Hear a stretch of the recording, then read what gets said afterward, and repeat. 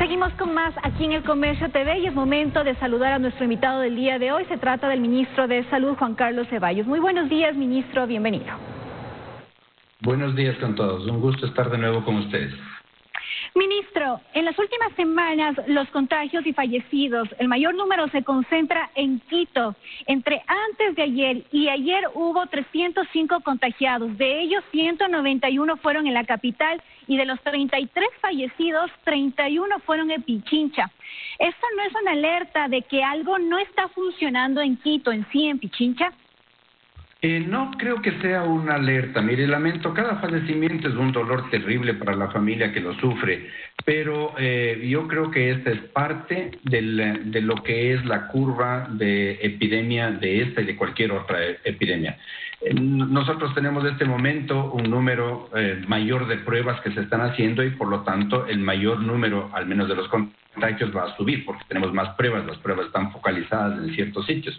Llegamos casi al 500,000 de pruebas ahora y obviamente el número de pruebas confirmadas son de 141,399 casos. Los fallecimientos, como digo, lamentablemente se han dado, pero si usted ve desde el inicio de la pandemia, lo que ha sucedido en Quito, en el distrito metropolitano, van bajando el número de fallecidos, ¿no?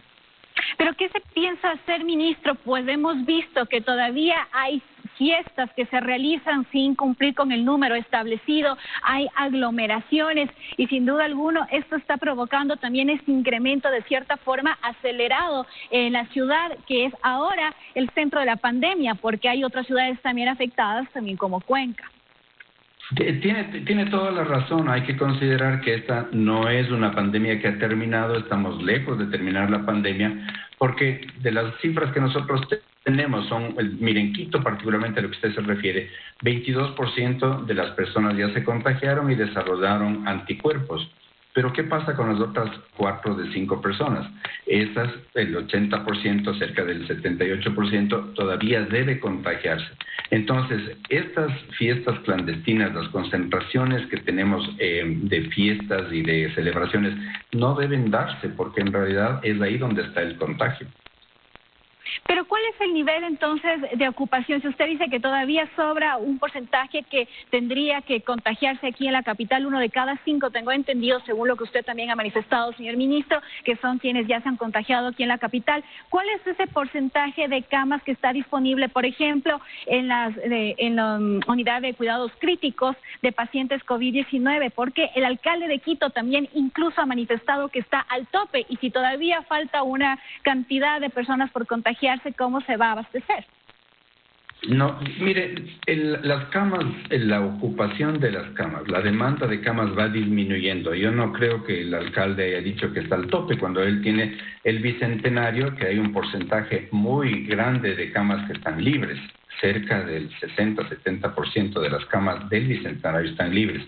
En Pichincha, yo tengo este momento frente a mí, la ocupación de las camas de terapia intensiva de las UCIs es del 86%, y esto es lo que desde que inició, digamos, unos 8 semanas es la cifra más baja, y la ocupación de hospitalización el 71%.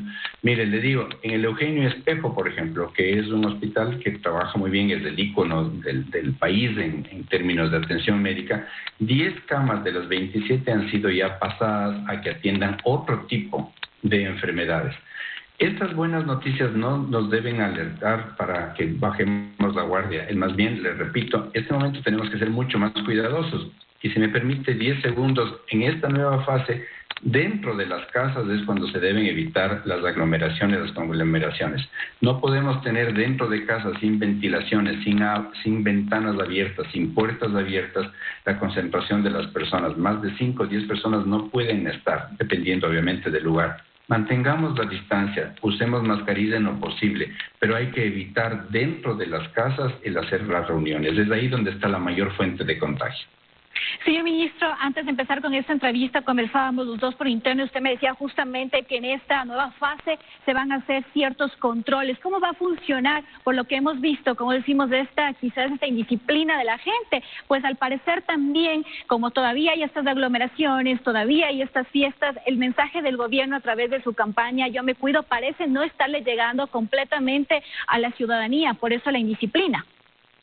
Yo creo que a nivel del exterior, si usted se pasea por cualquier ciudad, yo voy frecuentemente a Guayaquil, y en Guayaquil y en Quito, pudiera decir, en las otras ciudades aledañas, el 99, sino el 100%, la mayoría de la gente usa mascarilla cuando está afuera, pero ese ya ha dejado de ser el problema. El problema es otro, el problema es en el interior, en las reuniones que nosotros hacemos con nuestros familiares, que hacemos con nuestros amigos. Es ahí donde además comemos, además bebemos, y el problema es serio porque es ahí donde sin mascarilla, al comer o al beber, se hace el contagio. Entonces, es ahí donde viene el clamor a la ciudadanía. Mire, es dentro de las ciudades, en los habitáculos cerrados que no tienen ventilación, donde la gente no debe estar. Entonces, estas estadísticas, estos indicadores actuales nos podrían hacer pensar que quizás se pueda llegar a un nuevo confinamiento sectorizado, es decir, en las provincias más afectadas, los cantones más afectados. Siempre hay una posibilidad de eso. Nosotros estamos luchando contra una pandemia que, como su nombre le indica, es mundial, en el cual la mayoría de los países están contagiados. No hay una vacuna disponible todavía, no hay un tratamiento disponible en este momento, excepto el Remdesivir que lo hemos llegado al Ecuador y que lo estamos utilizando para ciertos pacientes nada más. Y no hay un diagnóstico que permita saber si a través del PCR, por ejemplo, el virus está presente en las personas durante los primeros 5 días del periodo de incubación. Y entonces, obviamente, si es que hay más contagio, hay más indisciplina de las personas, es obvio que va a haber más contagio, un contagio más rápido. La clave de aquí es que el sistema sanitario pueda contener eso. Entonces, si usted me pregunta de las camas, yo le respondí las camas de los porcentajes de ocupación, que a propósito en Guayas y en Pichincha en Guayas, y a nivel nacional son más bajos de las cifras que le he dicho, pero no está ahí el problema. Nosotros como sistema y como autoridad sanitaria nacional tenemos que enfocarnos a nivel del dispensario pequeño, a nivel del barrio, ahí es donde nosotros tenemos que poner el esfuerzo mayor, y así lo estamos haciendo. Usted dice entonces que la capacidad de nuestro sistema de salud está justamente para atender a todas las personas en las próximas semanas también que se contagie de COVID-19.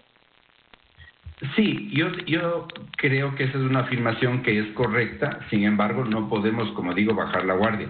En este momento tenemos, y yo vuelvo a hacer hincapié en el asunto de que es importante tener camas de cuidados intensivos, camas de hospitalización disponibles, y estamos trabajando. Nosotros hemos contratado un sinnúmero de nuevas personas, por ejemplo, cerca de 2.200 personas han sido, o más de 2.200 personas han sido contratadas para el efecto.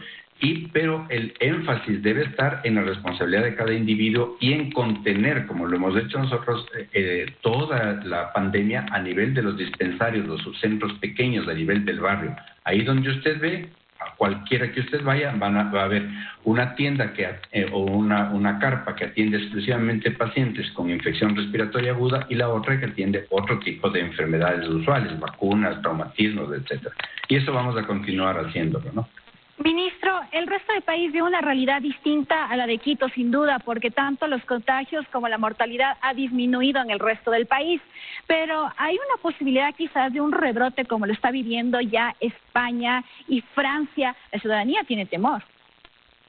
Siempre va a haber posibilidades, como les vuelvo a repetir, no hay un tratamiento, no hay un diagnóstico temprano y no hay una vacuna todavía. Entonces las posibilidades de contagio, de que hayan nuevos brotes, es real, y por eso es que nosotros volvemos a insistir en la corresponsabilidad.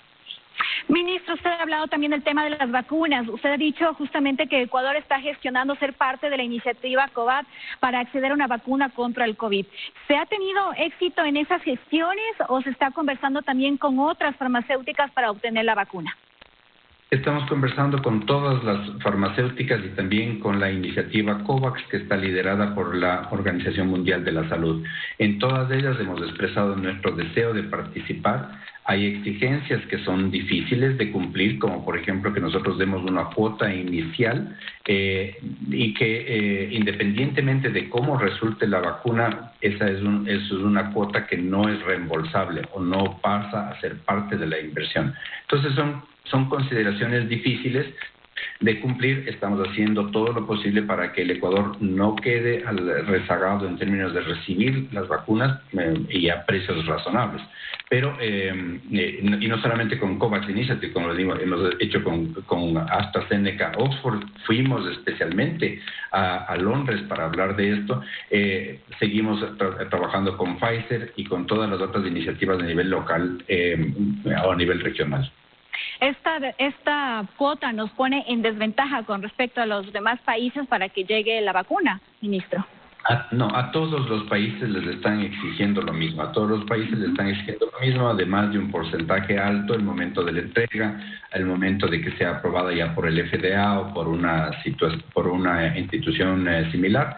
Entonces nos pone en una situación difícil en términos de compromiso de pago. Sin embargo, por ejemplo, las acciones que hemos hecho con el Banco Interamericano de Desarrollo son bien útiles para poder suplir las necesidades de los pagos anticipados y de esta cuota para acceder a la vacuna de manera oportuna y a precios razonables. ¿De cuánto es esta cuota, ministro? Depende del número ¿cómo se llama?, de cuotas que se vayan de la población que vaya a beneficiarse de esto, pero es de $1.60 por vacuna o $3.20 por persona, porque son dos, en la mayoría de los casos son dos las vacunas, una vacuna inicial y un refuerzo que se da después. Entonces es alrededor de $3.20. Usted mire, vamos a vacunar a 10 millones de personas al inicio, es un costo considerable.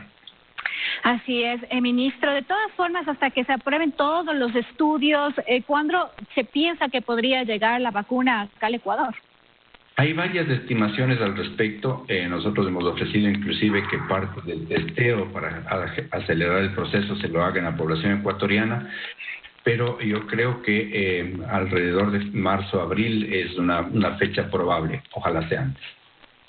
Muy bien, ministro. En otro tema, sobre el tema del Código de la Salud, llama la atención que luego de que en un principio se habían presentado 22 observaciones al proyecto y sea luego vetado en su totalidad, y en realidad eran 400 las observaciones que tenía. ¿Qué pasó, señor ministro? ¿Por qué nos advirtieron de estas observaciones? Bueno, primero es que el código no fue desarrollado por el Ejecutivo, el código fue desarrollado por la Asamblea y fue desarrollada por un número de años considerable. Ustedes tenían un equipo también que estaba elaborando también, formaba parte de este proyecto. No, el Ministerio de Salud no forma parte del proyecto del COS. Solamente cuando la Asamblea nos envía al Ejecutivo el proyecto es cuando nosotros comenzamos a actuar. Nos da un mes, que es lo que la ley dice, y durante ese mes, ahí sí, trabajamos en un análisis técnico en la cual se encontraron esas 400 observaciones, tanto de forma como de fondo. Se identificaron vacíos técnicos y científicos, la estructura institucional no es adecuada para lo que se están planteando, no hay una definición de la Autoridad Nacional de Salud, por ejemplo.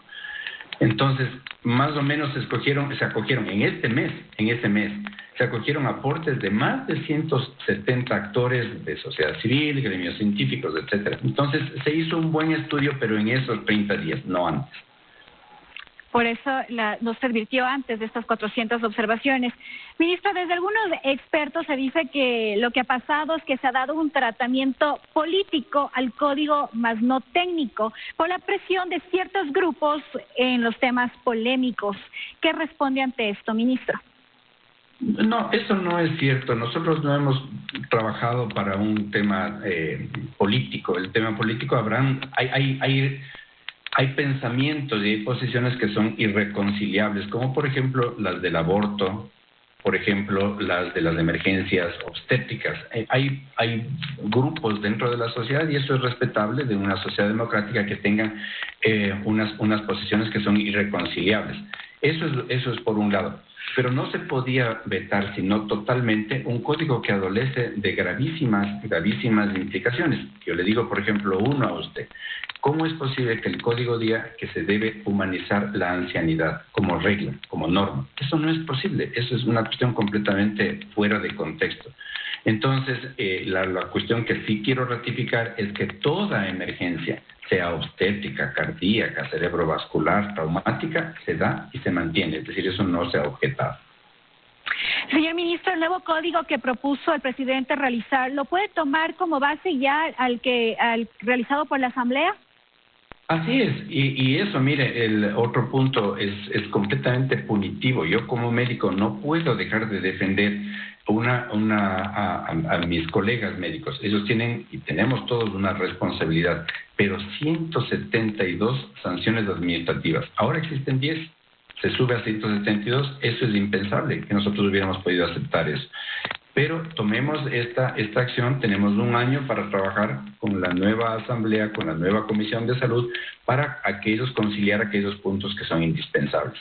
Otra cosa que la ciudadanía tiene que entender es que si es que nosotros íbamos por un veto parcial, la Asamblea podía no utilizar o no aceptar ninguna de nuestras recomendaciones y aceptar el código como estaba, es decir, lleno de imperfecciones. ¿Y cuándo se empezará a trabajar en este nuevo código? Estamos trabajando ya en varias secciones de los códigos, ¿no? Por ejemplo, aparte de las sanciones, yo he tenido un acercamiento ayer con el señor presidente de la Federación Médica Ecuatoriana. Hay un grupo de expertos que son los que inicialmente nos hicieron las recomendaciones, entonces vamos a trabajar. También queremos iniciar a nivel de varias mesas técnicas a nivel nacional, trabajos con la Federación Médica y con la Asociación de Municipalidades del Ecuador, AME, como para trabajar conjuntamente estos tres sectores, Ministerio de Salud, Federación y Alcaldías o GATS, para trabajar conjuntamente en las soluciones de estos problemas que son críticos y que tenemos que trabajarlos conjuntamente. Ministro, vamos rápidamente por cuestión de tiempo. ¿Existe rechazo por parte de los trabajadores de la salud frente al reglamento de la ley humanitaria? Pues dicen que se dejaría a discreción sus contratos definitivos al Departamento de Recursos Humanos, lo cual está contradiciendo totalmente a la ley humanitaria. Se han anunciado incluso manifestaciones, paralizaciones de los trabajadores de la salud y sobre todo de aquellos que dicen estar vulnerados, quienes estuvieron al frente en los días más críticos de esta emergencia sanitaria. Es respetable esa acción y veremos cuál es la posición, cuál es la interpretación que ellos tienen de la ley, del reglamento. Pero mire, el reglamento fue hecho de una manera completamente irresponsable, sin pensar en cuál era el financiamiento que se tenía, y en segundo lugar, en varios aspectos contradice, por ejemplo, a la LOES, a la Ley Orgánica de Educación Superior, en la que en una parte se dice que los becarios los posgradistas autofinanciados deben estar, y en la otra dice que no deben estar. Entonces, esa conciliación la estamos haciendo también consultando con la Contraloría y con la Procuraduría General del Estado. Muy bien, señor ministro, muchas gracias por esta entrevista. Es acerca de estos temas coyunturales, sobre todo de la emergencia sanitaria, cómo avanza acá en nuestro país. Muy buen día. Encantado, con mucho gusto. Buenos días. Muchas gracias. Vamos a un corte comercial y ahora tendamos con mucha más.